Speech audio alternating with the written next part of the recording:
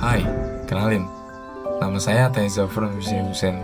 Saya hadir sebagai suara dari yang nyaris terlupa, menyusuri jejak waktu yang terukir pada dinding-dinding tua. Melalui dokumenter ini, saya mengajak Anda melangkah bersama, menyusuri cagar budaya yang diam, namun menyimpan cerita panjang tentang masa lalu. Di antara retak dan usia, sejarah berbisik pelan. Mari kita dengarkan bersama, kita jaga bersama, agar ingatan tentang warisan ini tak pernah benar-benar hilang.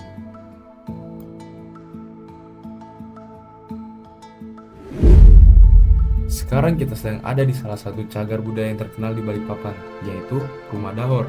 Kalian pasti tahu kan?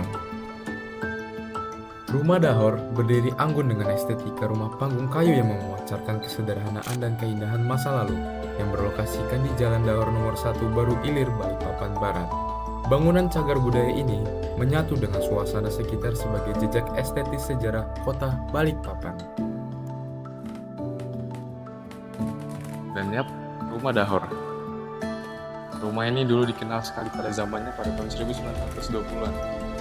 Karena pada tahun itulah rumah ini dibangun oleh perusahaan terkenal, yaitu perusahaan minyak Belanda. Dulunya rumah ini sangat terkenal di zamannya karena banyak pegawai kilang minyak yang tinggal di sini. Dahulu terdapat 27 hingga 40 unit rumah di kompleks ini, namun beberapa telah digusur demi perluasan kilang minyak. Meski jumlahnya kian berkurang, sisa bangunan yang masih berdiri tetap memancarkan estetika masa lalu dan menjadikan fragmen kenangan yang bertahan di tengah arus perubahan zaman. Pernah nggak sih kalian lewat sebuah tugu tanpa benar-benar tahu cerita di baliknya? Di Balikpapan, berdiri sebuah tugu Australia, diam dan sederhana, namun menyimpan kisah besar tentang perang, pertemuan bangsa, dan jejak sejarah yang tak boleh dilupakan.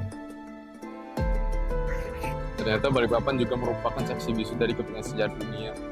Dibangun pada tahun 1945 untuk mengenang jasa 270 prajurit yang gugur dalam operasi nasional dalam pembebasan Balikpapan dari penduduk Jepang. Salut sih.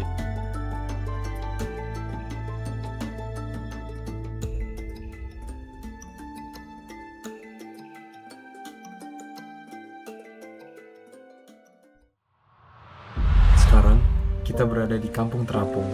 Di atas permukaan laut, sebuah kampung tumbuh dari kebiasaan para nelayan yang membangun rumah di atas air, menjadikan laut sebagai halaman depan kehidupan mereka. Namun sejarah tak selalu berjalan tenang. Pada tahun 1992, kebakaran besar melahap sekitar 75% wilayah permukiman yang padat dan kumuh. Dari sekitar 600 rumah yang pernah berdiri, hanya 140 yang tersisa. Meski diterpa musibah, kampung terapung ini tetap bertahan, mengapung di atas air, menyimpan cerita tentang luka, harapan, dan daya hidup yang tak pernah padam.